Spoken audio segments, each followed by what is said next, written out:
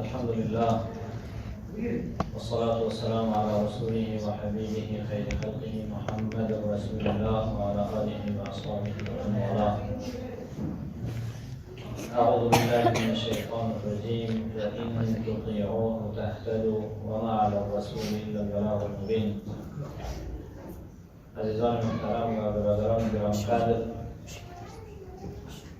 در 3 درس قبلی ما و شما پیرامون اهمیت، ضرورت و جایگاه سیرت نبی کریم صلی الله علیه و سلم بحث‌های مقدماتی داشتیم و در این درس ان شاء الله حیات نبی کریم صلی الله علیه و سلم را از ولادت تا بعثت بررسی میکنیم و این یکی از ضروریات هست و باید بررسی شود که نبی کریم صلی الله علیه و سلم قبل از بعثتشان چگونه زندگی داشتند و در میان مشرکین، در میان قبایل عرب از چه جایگاهی برخوردار بودند.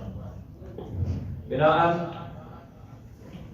بررسی حیات نبی کریم صلی الله علیه و سلم قبل از بعثت هم بسیار درس و اندرز و مباحث مهمی دارد که باید ما شما یک به یک او را بدانیم و فرا بگیریم و تا زمانی که زندگی نبی کریم صلی الله علیه و سلم قبل از بعثت را بررسی نکنیم، پرداختن به زندگی بعد از بعثت کمی کوتاه و بی‌ریشه معلوم میشه.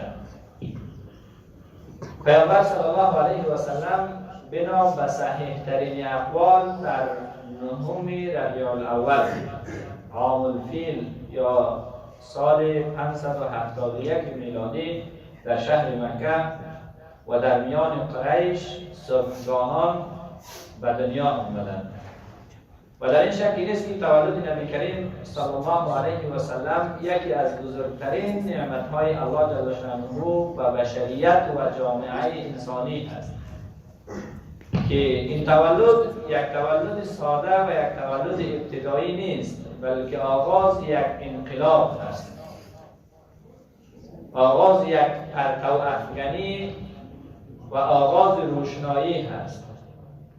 اما بحث تولد را میگذاریم جای خود، چون انشاءالله بعد از اینکه بحث بعثت نبی کریم صلی الله علیه و سلم را بررسی کردیم، باز یک مقایسه میگیریم میان تولد و بعثت که تولد باید پیش ما زیاد مهم و ارزنده باشه یا بعثت، کدام یک را ما باید برتریت و اولویت بدهیم. بعد از این که نبی کریم صلی الله علیه و سلم تولد شدند، مادرشان آمینه، چون پدرشان حیات نبود، زمانی که 6 ماهه در بطن مادر بودند، نبی کریم صلی الله علیه و سلم پدرشان را از دست دادند و متاسفانه از مهر و شفقت و دست مهربانی پدر قبل از تولدشان محروم شده بودند و در این که نبی کریم صلی الله علیه و سلم یتیم متولد شده، در این هم درس‌ها و اندرزهای فراوانی هست که ان شاء الله در جریان برنامه بررسی می‌کنیم. مادرشان آمنه کسی را فرستاد پیش عبدالمطلب بابایشان که در خانه ما فرزند متولد شده. عبدالمطلب خیلی خوشحال شد، آمد نواسه مبارک و زیبای خود را در آغوش گرفت، رفت داخل کعبه، مناجات کرد با الله رب العالمین و بعد از او نام این کودک را محمد گذاشت. محمد یک نامی بود که در جزیره العرب بسیار کم پیدا بود. ما یکی از کتب تاریخ را خواندم، تقریبا در تمامی جزیره العرب 4 نفر که یکیش رسول الله صلی الله علیه و سلم بود محمد نام داشتند. یک نام بسیار غیر معمولی بود، عرب به این نام چندان آشنایی نداشتند، اما این که الله جل شأنه بر قلب عبدالمطلب الهام کرد و این محمد گذاشت، این در این شکی نیست که از جانب الله جل شأنه بود، وگرنه مردم قریش با چنین نام آشنایی نداشتند. محمد یعنی ستوده، تعریف شده، تمجید شده، یک آدمی که او را مردم زیاد تعریف بکنن و تمجید بکنن، میتونیم که ما او را وصف محمد را برش بگذاریم. از این که در شهر مکه امراض زیاد بود، بنابراین مردم عرب رسوم و عنعنه‌شان بر این بود که فرزندان نو متولد شده را به قبایل می‌فرستادند تا در قبیله کلان شود. از یک طرف کسانی که در قبیله کلان میشن جسامت و از نگاه بدنی قوی میباشند و از طرف دیگر عربی فصیح را یاد میگیرند، عربی بادیه، اما عربی اصیل. در حدیث میآید که پیامبر صلی الله علیه و سلم در میان اصحاب افتخار میکردند و میگفتند که من از همه شما عرب‌تر هستم، چون هم در قریش متولد شدم و هم در قبیله بنی سعد که یکی از اعراب سنچه و خاص بودم، در میان اونها بزرگ شدم. بنابراین عربی من از عربی همه شما بهتر است. و از طرف دیگر از این که در شهر مکه امراض زیاد بود، زیاد اطفال تلف میشد و در اطراف زندگی بدوی، زندگی ابتدایی و زندگی طبیعی وجود داشت، یعنی مریضی کمتر بود و این سه دلیل اعراب علاقه داشتند تا اطفال خود را بفرستند.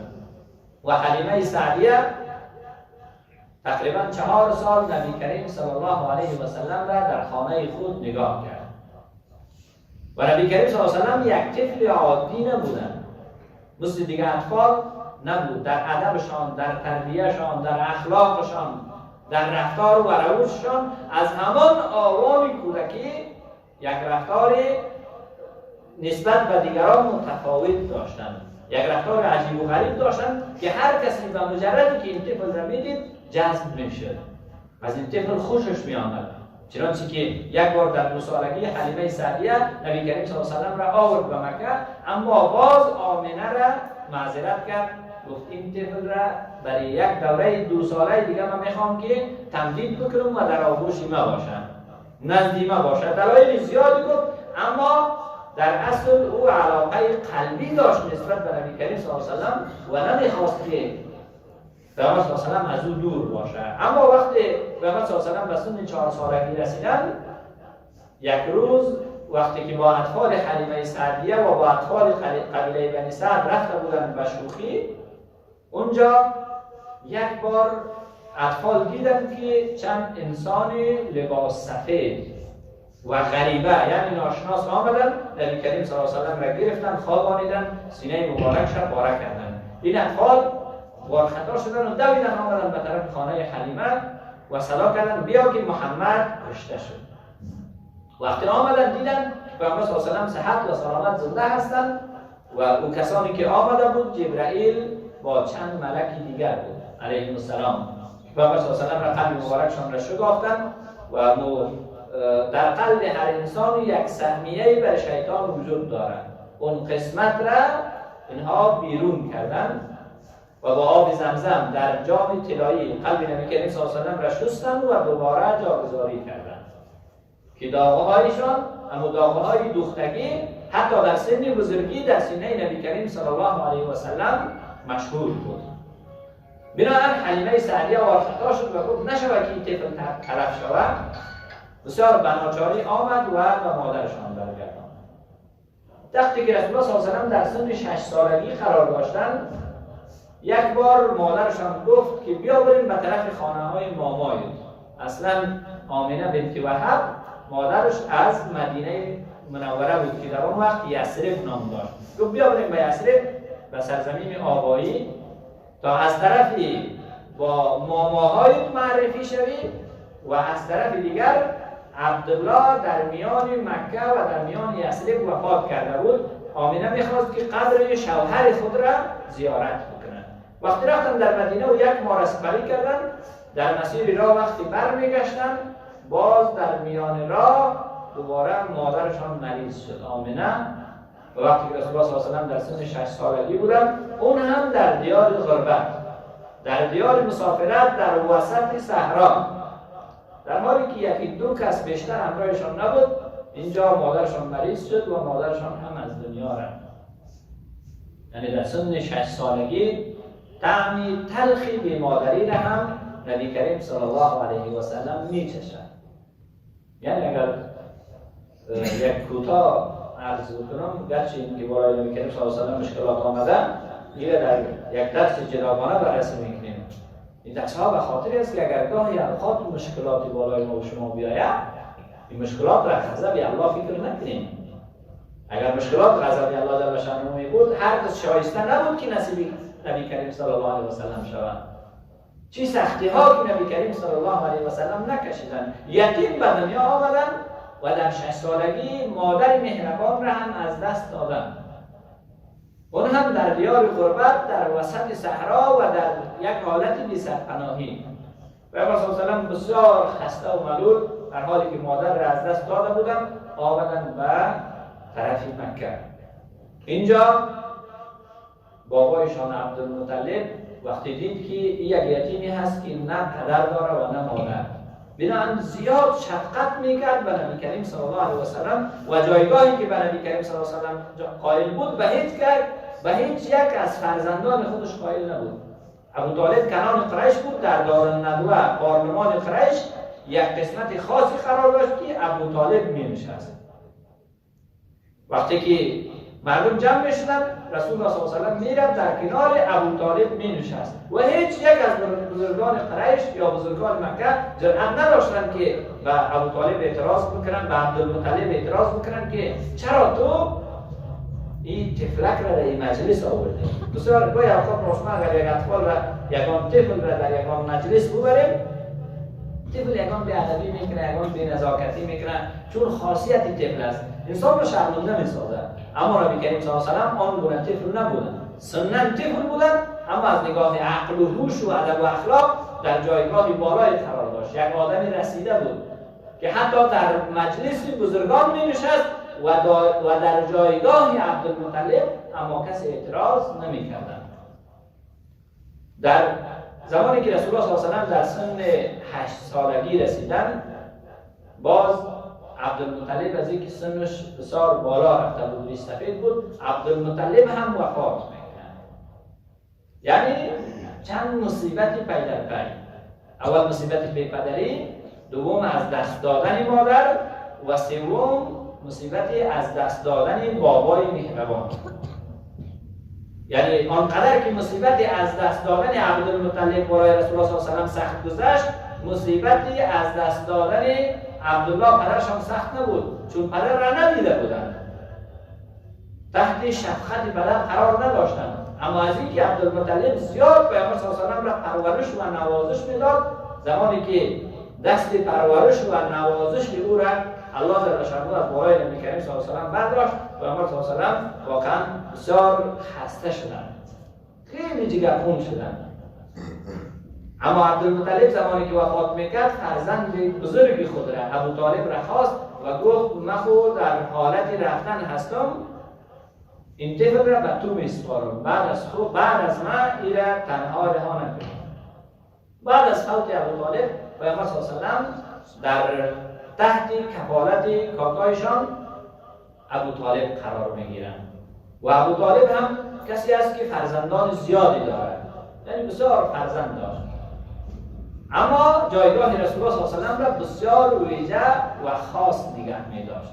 پیامبر صلی الله علیه و سلم خیلی در میان خانواده یک نوع احترام خاصی داشتند با وجودی که طفل بودند، نه تنها در میان خانواده، حتی در میان اقوام و در میان مردم. از اینکه از خود نزاکت نشان میداد، از خود یک نوع ظرافت و یک نوع زیبایی و اخلاق و ادب ویژه و خاصی را نشان میداد که از اطفال همسن و سالش دیده نمیشد. بنابراین همه قریش دوست می‌داشتند و می‌فهمیدند که این طفل یک طفل عادی نیست، یک کسی نیست که مثل دیگر اطفال یک طفل عادی و نرمال باشد، بلکه این یک انسان ویژه‌ای هست. وقتی پیامبر صلی الله علیه و در سن 10 سالگی قرار داشتند، سرزمین جزیره العرب را قحطسالی فرا گرفت، مثل که فعلا ما شما در خشکسالی قرار داریم. قریش و مردم مکه آمدند پیش ابو طالب، گفتند یا ابو طالب دعا بکن از الله جل شأنه که برای ما باران بفرستد. چون ابو طالب تولیت کعبه را به عهده داشت، بزرگ مردم بود، مردم به این احترام خاصی داشتند و گویا این میراثدار دین ابراهیم علیه السلام است. بعد دینی را ان شاء الله بررسی میکنیم. بعد از این که اینها آمدند پیش ابو طالب رسول الله صلی الله علیه و سلم را میگیره در کنار خود و میره پیش کعبه. ابن عساکر یکی از مورخین و از سیرت نویسان می نویسد که ابو طالب یک طفل نوجوان را که یک عمامه بر سر داشت یه با خود گرفته بود و رفت در داخل کعبه. بعد از او از طفل خواست که تو دعا بکن، تو از الله بخواه که برای ما باران بفرسته. و میگه مردم میدیدن که نبی کریم صلی الله علیه و سلم دستشان را بلند کرده بودند و خود را به پرده کعبه چسبانیده از الله جل شانه طلب باران میکردند تا اینکه باران نازل شد و تمامی سرزمین مکه را سیراب کرد. این جایگاه نبی کریم صلی الله علیه و سلم را نشان میده که از زمان طفولیت مورد توجه مردم قرار داشت و مردم میدانستند که این یک طفل عادی نیست، بلکه یک طفلی است که آثار نبوغ و یک نوع زود رسیدگی در این مشاهده میشه. یک طفلی است که نسبت به دیگران خیلی زود بر رشد فکری و جسمی و عقلی رسیده. حتی زمانی که ابو طالب چون یک تاجر بود میخواست برا به طرف شام، از این که نبی کریم صلی الله علیه و سلم بسیار هوشیار و زیرک بودند، در سن 12 سالگی پیامبر صلی الله علیه و سلم را با خود میبرد به سفر خارج. گویا یک تاجر برا به کشور خارج به خاطر سفر و یک طفل 12 ساله را با خود میبرد. اما نبی کریم صلی الله علیه و سلم از نگاه سن 12 ساله بودند، اما از نگاه هوش و فکر نخیر 12 ساله نبودند. وقتی ابو طالب نبی کریم صلی الله علیه و سلم را میگیره و حرکت میکنه که بره به طرف شام، در منطقه بصره به یک منطقه میرسه. اونجا یک بازارکی است، یک شهرکی است، می‌نشینند تا آرام بگیرن، یک چند لحظه استراحت بکنن. یک کس به نام بحیرای راهب، یکی از علمای دین مسیحیت یا یکی از علمای اهل کتاب، کسی که به تورات و انجیل فهم داره و دانش داره، او میآید در میان کاروان میگرده. وقتی به محمد صلی الله علیه و سلم میرسه، طرف ابو طالب میگه که این فرزندت است؟ ابو طالب میگه بله. میگه نه، این باید این طفل باید فرزند باید پدر نداشته باشه. ابو طالب حیران میمونه، تو از کجا میفهمی که باید پدر نداشته باشه؟ بله برادرزادم است، اما تو از کجا فهمیدی؟ و حیرای راهب میگه که این یک طفل عادی نیست، این در آینده جایگاه خاصی پیدا میکنه. اوصاف این در کتابهای ما ذکر شده. بنابراین این طفل را من توصیه میکنم که تو به طرف شام نبر، بلکه دوباره برش گردان به مکه، نشوه که یهود به این طفل ضرر برسانند. بعد از ابو طالب میگه تو از کجا میشناسی که این یک طفل عادی نیست؟ میگه وقتی شما می آمدید ما دیدیم که از وقتی به طرف این وادی می آمدید، درختان و همه اشجار این سرزمین سجده می کردن و سجده دیده بودن به پیشگاه امی کاروان و این کار صورت نمیگیره مگر بعد پیامبر آخر زمان. بعد از او ابو طالب باور میکنن حرف و حیرای راهب را و نبی کریم صلی الله علیه و سلم را دوباره میفرسته به طرف مکه. در این جای نکته میخوام اشاره بکنم که تعدادی از مردم نسبت به نافهمی یا نسبت به جهالت به انسانها سجده میکنن، دست انسانها را میبوسن، انسانهای را مقدس قرار میدن. وقتی برشان بگی که چرا این کارا میکنی، میگن مگر نمیبینی که اشجار و درختها به نبی کریم صلی الله علیه و سلم سجده کردن؟ خب درست است. اولا که این یک روایت تاریخی است و محدثین بالای سند این روایت نظرهایی دارند. ثانیاً ما هیچگاه معجزه انبیا علیهم السلام را نمیتوانیم که با دیگران قیاس بکنیم. عصا در دست موسی علیه السلام اژدها تبدیل میشد، آیا در دست دیگران به اژدها تبدیل میشه؟ خیر. پیراهن یوسف علیه السلام وقتی که فرستاد به عنوان معجزه چشمان یعقوب علیه السلام را الله جل شانه توسط پیراهن یوسف علیه السلام شفا بخشید، چشمان نابینای از او دوباره روشن شد. اذهبوا بقمیص هذا فالقوه علی وجه ابی یأت بصیرا. شما پیراهن مرا بگیرین و بروین به صورت پدرم بیاندازین، چشمایش بینا میشه. ما میبینیم که عیسی علیه السلام وقتی مرده را میگفت قم باذن الله، به اجازه الله جل شانه بلند شد، از جایش بلند میشد. این معجزات انبیا هست. ما نمیدانیم که معجزات انبیا علیهم السلام را با دیگران چی بکنیم؟ مقایسه بکنیم. که حالا درخت‌ها برای نبی کریم صلی الله علیه و سجده کردن، ما بریم به عالمی و پیری و بزرگی سجده بکنیم؟ نه. الله جل شأنه به ما اجازه نمیده. اون معجزه انبیا هست. مثل که الله جل شأنه وقتی آدم علیه السلام را آفرید و دیگران به همه ملائکه گفت اسجدوا لآدم، با آدم سجده بکنیم. اما برای ما چی میگن؟ لا تسجدوا للشمس ولا للقمر، شما با آفتاب و مهتاب و این چیزها سجده نکنید. واسجدوا لله، فقط برای الله سجده بکنید و اللهی که خلقهن، همه شما و کائنات را خلق کردن. خوب، نبی کریم صلی الله علیه و سلم همراه چند تن از غلامان آمدن به مکه و آهسته آهسته نبی کریم صلی الله علیه و سلم رشد میکردن، بزرگ میشدن، نمو میکردن، در میان جامعه سنشان بالا میرفت و انواع رسومات در میان مردم مکه وجود داشت، هم از نگاه عقیدتی، هم از نگاه اخلاقی، هم از نگاه عبادتی. مشکلات زیادی در جامعه وجود داشت. نبی کریم صلی الله علیه و سلم وقتی کم کم بزرگ میشیدن میدیدن این مشکلات را. در مقابل این مشکلات گاهی اوقات احساس نارضایتی میکردن، اما چون در پیشگاهشان کدام مسیری روشنی وجود نداشت، نبی کریم صلی الله علیه و سلم بینن امر و نهی نمیکردن. اما طبیعتاً نبی کریم صلی الله علیه و سلم در هیچ عادتی از عادات مشرکین شرکت نمیکردن. به عبادت بت‌ها نمیرفت، شراب نمی‌نوشید و شرابخوری در میان مردم مکه عام بود. زنا و فحشا نمی‌کرد. زنا و فحشا به حد عام بود که از امریکا و اروپای امروزی هم بیشتر. این همین دموکراسی در زمان مردم قریش هم بود. یعنی کاملا آزادی داشتن. هر زنی که می‌خواست کاری بدی بکنه کافی بود که در بالای بامش یک بیرق نصب بکنه. رنگ خاصی داشت، رنگ سرخ. مردم می‌فهمیدن که اینجا خانه‌ای است که همون تو کارا صورت می‌گیره. هیچ کس ممانعت نمی‌کرد. همه بی آزاد بودن، هر نوع کاری که انجام می‌دادن. اما نبی کریم صلی الله علیه و سلم در شرابخوری و عیاشی و در اینها هیچ گونه اشتراکی نداشتن. طبیعتاً و فطرتاً مخالف بودن، بد می‌دیدن.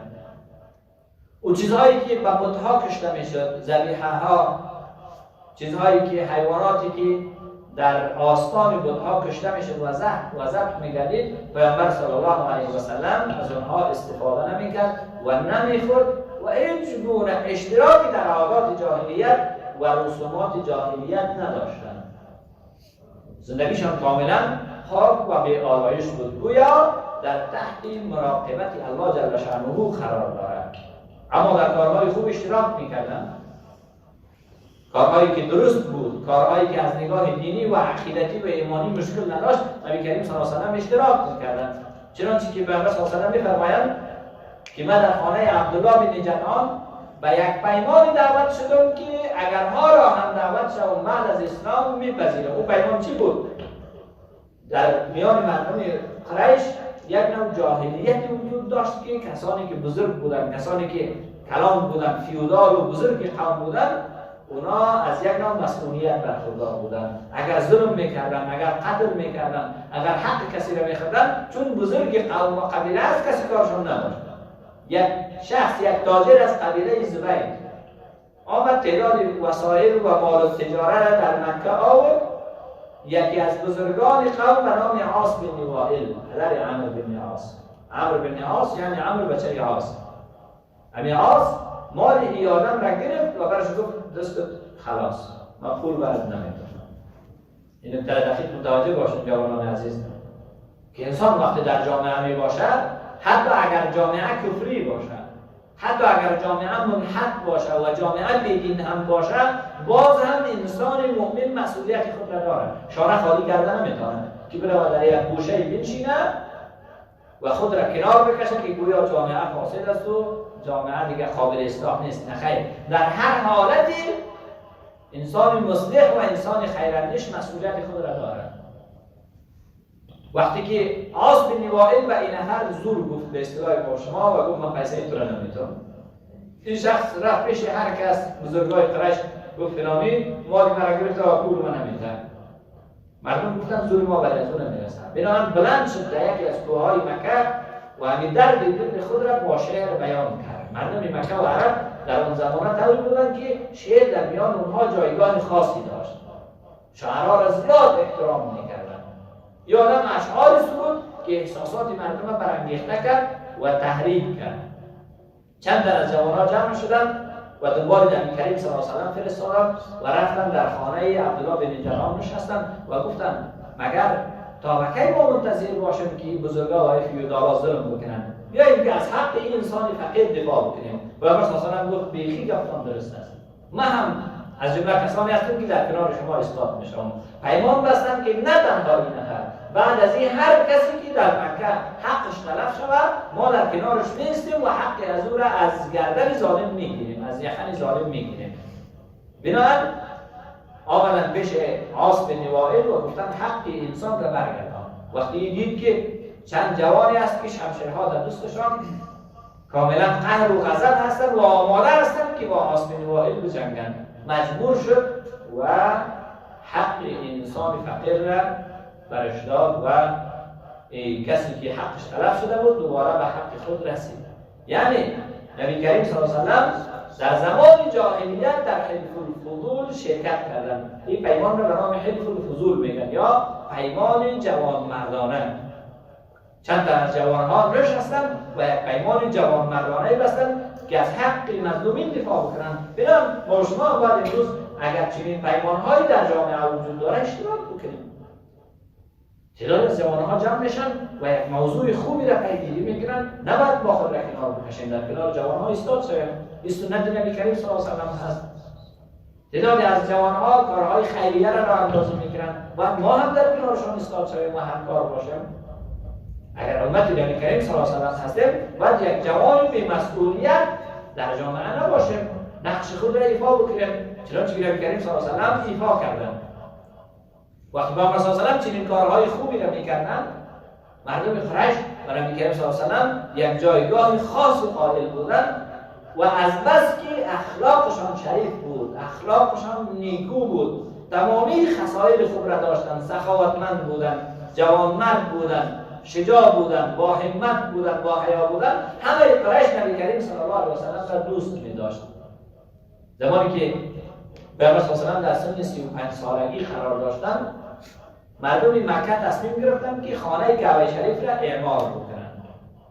یعنی یک خانه گلی بود، می‌خواستند که این را تخریب بکنند و دوباره این را تازه بکنند. از طرف دیگر سیل آمده بود و این را خراب کرده بود.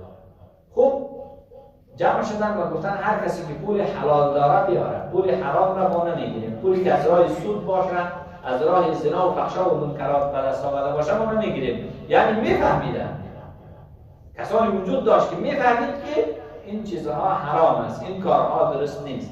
گفتن فقط پولهای حلال را بیاریم.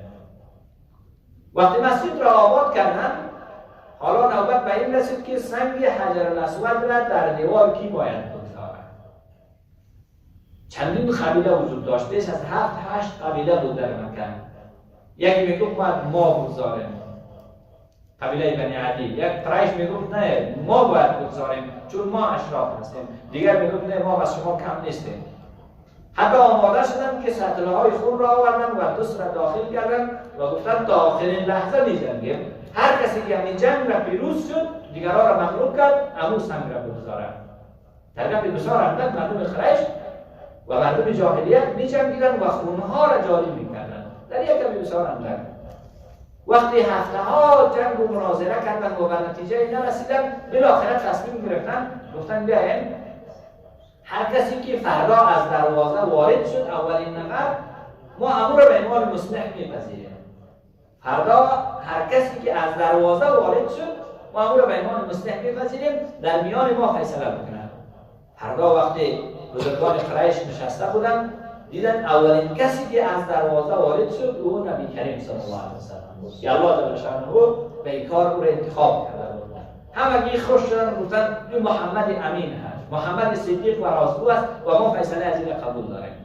حالا ببینید که پیامبر صلی الله علیه و سلم چی یک فیصله عاقلانه و هوشمندانه میکنند. نبی کریم صلی الله علیه و سلم بزرگان هر قبیله را خواستند، گفتن از هر قبیله یک نفر بیایید. یک چادر کلام را انداختن، سنگ را داخل چادر قرار دادن و گفتن رئیس هر قبیله از یک گوشه میگیره. رئیس هر قبیله از یک گوشه گرفت، سنگ حجر الاسود را بالا کردن و خود نبی کریم صلی الله علیه و سلم در بالای دیوار قرار داشتن، سنگ را در مکانش جابجا کردن. به این ترتیب در این افتخار همه قبایل شریک شد. یعنی هیچ کسی نبود که بگه که من از این کرده بهتر هستم یا فلانی از فلان قبیله کرده کمتر هست. احترام و عزت و جایگاه همه تثبیت شد و فیصله نبی کریم صلی الله علیه و سلم یک فیصله بی‌نهایت زیبا و خردمندانه بود که این فیصله جایگاه نبی کریم صلی الله علیه و سلم را در میان مشرکین بسیار تقویت کرد و پیامبر صلی الله علیه و سلم یک جایگاه ویژه‌ای بخشید و خیلی احترام می‌کردند. نکته دیگری که کوتاه عرض می‌کنم و درس ختم می‌کنیم عزیزان محترم این است که پیامبر صلی الله علیه و سلم پیش از اینکه اسلام نازل شود، پیش از اینکه الله تعالی شأنه قرآن را نازل بکند، در میان قریش به عنوان محمد با حیا، محمد صدیق، محمد امین، امانتدار، با وفا، جوانمرد مشهور بود. اما ما مسلمان ها، حتی علما، حتی دعوتگران، حتی بزرگان، با وجودی که 40 سال و 50 سال و 30 سال در اسلام زندگی کردیم، هنوز ما آیا در میان جامعه یکی از این القاب را داریم یا نداریم؟ این نکته تأمل هست که ما خود را با سیرت مقایسه بکنیم که سیرت در کجا قرار داره و ما در کجا قرار داریم و آیا ما واقعا پیرو نبی کریم صلی الله علیه و سلم هستیم یا خیر؟ پیامبر صلی الله علیه و سلم قبل از اسلام این صفات نیکو و حمیده را داشت با خود که همه مردم قریش سپرده های مالی خود را، امانت های خود را می آوردند پیش نبی کریم صلی الله علیه و سلم می گذاشتند و در طول 40 سال که پیامبر صلی الله علیه و سلم در میان مردم مکه زندگی کرد، هیچ کس از نبی کریم صلی الله علیه و سلم یک دروغ هم نشنید و یک خیانت هم ندیده و حتی امانتداری نبی کریم صلی الله علیه و سلم سبب موفقیت ها هم شدند. الله جل شأنه انسان را خالی نمیگذارد. این امانتداری و راستگویی و جوانمردی و وفا به عهد انسان را بالا میبرد عزیزان محترم. رتبه انسان را بالا میبرد. زمانی که پیامبر صلی الله علیه و سلم 25 ساله بودند، یکی از تاجران مکه به نام خدیجه الکبری او میخواست که مال و تجاره خود را به شام روان بکنه. چون زن بود خودش در کاروانها شرکت نمیکرد، تعداد از مردم را میگفت که برید مال مرا بفروشید. در این کاروان از قضا پیامبر صلی الله علیه و سلم را انتخاب کرد، گفت این بار باید محمد مال من را ببره. وقتی پیامبر صلی الله علیه و سلم با غلام خدیجه به نام میسره حرکت کردند، رفتن به شام و مال و تجاره خدیجه را فروختن و برگشتن. میسره رفت پیش خدیجه و گفت که محمد یک جوانی هست که واقعا در میان قریش نظیر نداره. ما شما مثل داریم میگیم اگر کسی نمیخوای آزمایش بکنی یا همراهش سفر بکن یا همراهش معامله بکن. یکی سفر جوانمردی را برملا میسازه، یکی معامله راستگویی و صداقت را. گفت من در جریان سفری را میدیدم که بسیار جوانمرد، بسیار مهربان و در معامله هم را میدیدم که زیاد راستگو و با صداقت بود و واقعا خدیجه هم وقتی مال خود را دید مشاهده کرد که نسبت به بارهای قبل این بار زیاد فایده کردن.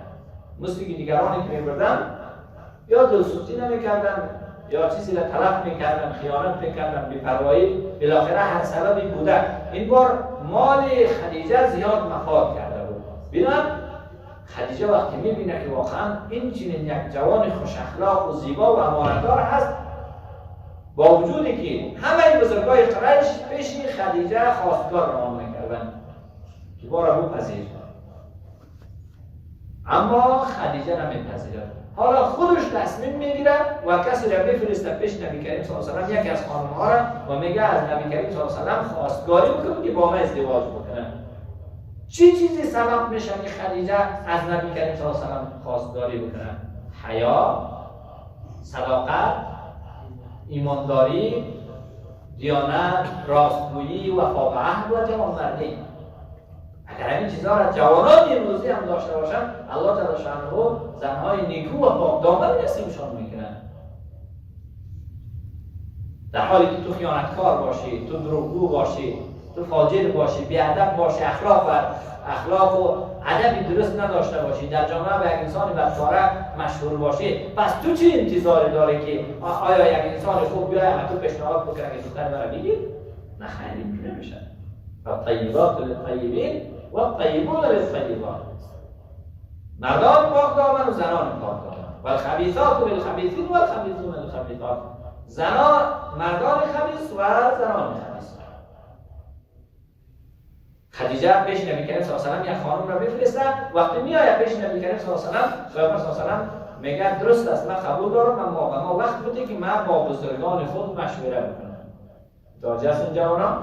قبول دارم، اما وقت بوده که من با کاکاهای خود، با دیگر بزرگان خود مشوره بکنم. بس جوانان امروزی نیست که با مجرد از اینکه گوشه چشم شدید خلاص دیگه حرکت میکنن، پدر مادر خبر نداره و این همه روزا عاشق شده و واجبات در کوچه ها و سرک ها میگرده و چکر میزنه. نه پدر خبر داره، نه مادر، نه کسی در جریان هست. اما نبی کریم صلی الله علیه و میگه درست است، قبول هست، اما بگذار که من ابوطالب را مشوره ببینم.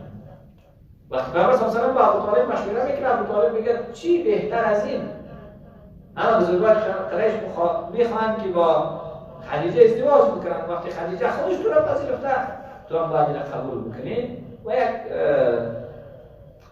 تشریفاتی در نظر میگیرن و پیامبر صلی الله علیه و به عنوان جهیز و مهریه چیزهایی را آماده میکنن و این ازدواج صورت میگیره. از طرف دیگر نبی کریم صلی الله علیه و 25 ساله بودن و خدیجه رضی الله عنها 40 ساله بود.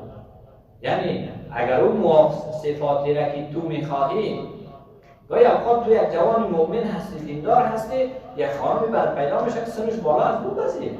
اگر واقعا مؤمنه هست، صالحه هست، دیندار هست، بود بزید. حتما فرض نیست که سنی رو از تو که خود باشه یا عروی کنم سن باشه. اگر سنش بزرگتر هم باشه بود بزید. و این موفقیت که الله جل شانه یک زن تاجر و مالدار و صالحه را به نبی کریم صلی الله علیه و نصیب کرد، این سبب چی بود؟ از سبب امانتداری و جوانمردی نبی کریم صلی الله علیه و سلم. ان شاء الله باقی موارد را فردا شب نه، فردا شب رخصت است، شب شنبه هم پالیس سعید تجوید دارم، یک شنبه را شبش ان شاء الله بازم شما درس‌های خود را ادامه میدیم و کوشش بکنیم که جوانا و کسایی را که بالایشان تحصیل داریم خبر بکنیم بریم به درس‌ها. ان شاء الله درس‌ها مفید واقع شود و هدفی را که ما داریم که اصلاح جامعه و اصلاح جوانان است برآورده شود. سبحانك اللهم و بحمدک، اشهد ان لا اله الا انت، استغفرک.